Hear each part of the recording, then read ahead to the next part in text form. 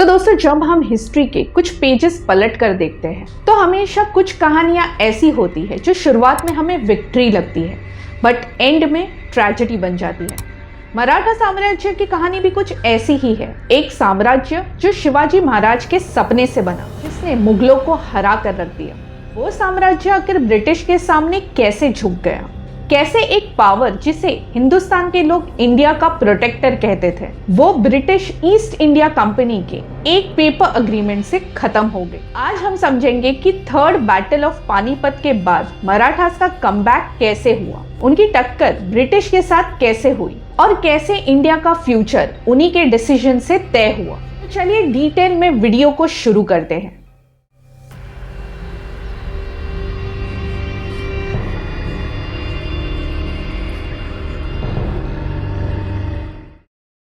(1761) पानीपत का बैटल, एक ऐसा जंग जिसमें मराठा एम्पायर ने अपना सब कुछ दांव पे लगा दिया था। 1 लाख से ज्यादा मराठा सोल्जर्स मैदान में शहीद हुए। पूरा नॉर्थ इंडिया उनके कंट्रोल से निकल गया। लेकिन दोस्तों, मराठास के लिए हर एक हार एक नया लेसन होता था और ये उनकी सबसे बड़ी स्ट्रेंथ थी, रेसिलियंस। इस रिकवरी के पीछे एक नाम था, माधवराव। सिर्फ 16 साल के थे जब उन्होंने गद्दी संभाली, लेकिन उन्होंने अपनी इंटेलिजेंस और डिसिप्लिन से एम्पायर को रिवाइव कर दिया। उन्होंने इंटरनल करप्शन को एकदम खत्म कर दिया था, सरदार लोगों के बीच यूनिटी वापस लाई और मुगल कैपिटल दिल्ली तक फिर से मराठा फ्लैग लगा दिया। उन्होंने निजाम और हैदर अली जैसे स्ट्रॉन्ग राइवल्स को भी हरा दिया। 1769 तक मराठास फिर से इंडिया के डोमिनेंट पावर बन गए थे। एक ब्रिटिश हिस्टोरियन ने लिखा था, Had Madhavrao lived longer, the British would never have conquered India. लेकिन फेथ क्रूअल था। माधवराव सिर्फ 27 साल के एज में टीबी से मर गए और उनके डेथ के बाद फिर से पॉलिटिक्स और इंटरनल राइवरी शुरू हो गई।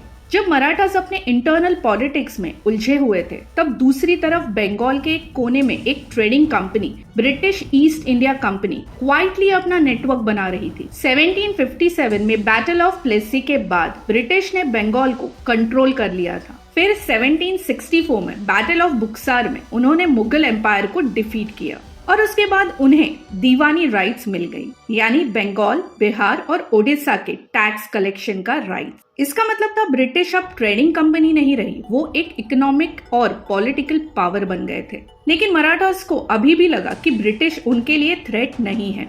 उन्हें लगता था ये तो बस व्यापारी लोग हैं, सोल्जर्स नहीं। और ये ओवर कॉन्फिडेंस ही उनकी सबसे बड़ी गलती थी। ईयर 1772 के बाद पेशवा के सीट के लिए इंटरनल फाइट्स शुरू हुए। रघुनाथ राव ने खुद को पेशवा डिक्लेयर किया, लेकिन पुणे कोर्ट ने उन्हें रिजेक्ट कर दिया। रघुनाथ राव ने फिर ब्रिटिश ईस्ट इंडिया कंपनी से मदद मांगी और यही से शुरू हुई पहली एंग्लो मराठा वॉर। ब्रिटिश ने सोचा मराठास डिवाइडेड है, अब उन्हें हरा देना इजी होगा, लेकिन उन्होंने भी मराठा स्पिरिट को अंडर एस्टिमेट कर दिया था। महादाजी शिंदे और नाना फडणवीस जैसे स्ट्रॉन्ग मराठा लीडर्स ने ब्रिटिश आर्मी के होश उड़ा दिए। मराठास ने 1782 में ट्रीटी ऑफ सालबाई के जरिए वॉर एंड करवा दिया और रिजल्ट ये हुआ कि ब्रिटिश को उन्हें कंट्रोल्ड एरिया वापस करने पड़े। मराठा ने फिर से प्रूव कर दिया था कि वो किसी भी फॉरेन पावर के सामने झुकने वाले तो नहीं थे। पर दोस्तों, जहां यूनिटी खत्म होती है वही डाउनफॉल शुरू हो जाता है। नाना फडणवीस, महादाजी शिंदे और होलकर जैसे सरदार अपने अपने एरिया में पावरफुल हो गए थे। पुणे से लेकर दिल्ली तक मराठा एम्पायर एक सेंट्रलाइज्ड पावर नहीं, एक लूज कॉन्फेडरेशन बन गया था और इसी गैप का फायदा उठाया ब्रिटिश ने। उन्होंने हर एक फैक्शन के साथ अलग अलग ट्रीटी साइन की और एक दूसरे के खिलाफ उन्हें भड़का दिया। यही ब्रिटिश का डिवाइड एंड रूल स्ट्रैटेजी थी, जो बाद में पूरे इंडिया पर अप्लाई की गई। ईयर 1796 में नाना फडणवीस और महादाजी शिंदे दोनों की डेथ हो गई और जब स्ट्रॉन्ग लीडर्स नहीं रहे तो पुणे में एक नया पेशवा बाजीराव II को थ्रोन पर बैठा दिया गया। लेकिन बाजीराव II पॉलिटिक्स के मास्टर थे, सोल्जर के नहीं। उन्होंने एक के बाद एक गलतियां कर दी और फिर ब्रिटिश को इनवाइट कर लिया। साल 1802 में मराठा सरदार के बीच सिविल वॉर हुई। होलकर्स ने बाजीराव II को पुणे से भगा दिया। बाजीराव II भागकर ब्रिटिश के पास गया और उसने मदद मांगी और दोस्तों, हिस्ट्री ने फिर खुद को रिपीट किया। ब्रिटिश ने कहा मदद मिलेगी पर बदले में ट्रीटी साइन करनी पड़ेगी। ये थी ट्रीटी ऑफ बेसिन साल 1802। इसके अकॉर्डिंग मराठास ने ब्रिटिश ट्रूप्स को अपने टेरिटरी में परमानेंटली अलाउ कर दिया था, यानी मराठास अब इनडायरेक्टली ब्रिटिश के कंट्रोल में आ गए थे। लेकिन सिंधिया और भोसले सरदार ने ट्रीटी को रिजेक्ट कर दिया था और फिर से ब्रिटिश के खिलाफ लड़ाई शुरू हुई। इस वॉर में ब्रिटिश जनरल अर्थर वेलेस्ली ने मराठास को डिफीट कर दिया और इसके बाद मराठा एम्पायर एक क्लाइंट स्टेट बन गया। यानी टेक्निकली मराठा रूल अब भी था, पर असली पावर ब्रिटिश के हाथ में थी। लेकिन दोस्तों, मराठा ने हार नहीं मानी। साल 1817 में उन्होंने एक लास्ट अटेम्प्ट किया अपना स्वराज्य वापस लेने का। इस वॉर को कहते हैं थर्ड एंग्लो मराठा वॉर। पूरे कॉन्फेडरेशन के साथ भोसलेस, होलकर, शिंदे और पेशवा सब ब्रिटिश के खिलाफ एक हो गए थे।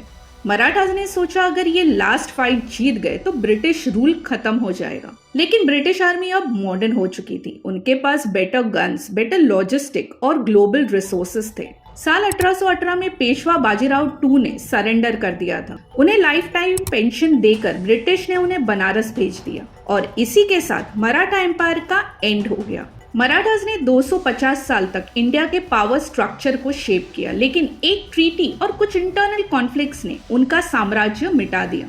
दोस्तों, मराठा एम्पायर के खत्म होने के बाद भी उनका इम्पैक्ट हर एक कोने में दिखता है। उन्होंने एक यूनाइटेड इंडियन आइडेंटिटी बनाई, एक आइडिया की इंडिया एक नेशन है जो रीजनल किंगडम से बड़ा है। मराठास ने मुगलों के डोमिनेंस को एंड किया और उन्होंने ब्रिटिश को एक ऑर्गेनाइज्ड रेसिस्टेंस का कॉन्सेप्ट दिया। उनके गवर्नेंस मॉडल डिसेंट्रलाइज्ड और अकाउंटेबल बाद में ब्रिटिश और मॉडर्न इंडिया के पॉलिटिक्स सिस्टम में भी रिफ्लेक्ट हुआ। और सबसे बड़ी बात, उन्होंने स्वराज्य का मीनिंग डिफाइन किया, यानी लोगों के लिए राज्य है, ना कि राजा के लिए। आज भी महाराष्ट्र के हर फोर्ट, हर पत्थर उनके करेज और सेल्फ रिस्पेक्ट की कहानी बताता है। अगर मराठास नहीं होते तो शायद आज हम इंडियन आइडेंटिटी के बारे में इतना प्राउड फील नहीं करते। तो दोस्तों, ये थी मराठा एम्पायर की कहानी। एक एम्पायर जो एक माउंटेन किंग के सपने से शुरू हुआ और ब्रिटिश राज के शुरुआत तक अपनी लेगेसी छोड़ गया। तो ये सीरीज पसंद आई हो तो इस वीडियो को लाइक करें और कमेंट करके जरूर बताएं कि आपको क्या लगता है, अगर मराठास यूनाइटेड होते तो क्या कभी ब्रिटिश इंडिया पे राज कर पाता। मैं हूं नीता, मिलते हैं अगले वीडियो में किसी नए टॉपिक के साथ। तब तक के लिए जय भवानी, जय शिवाजी।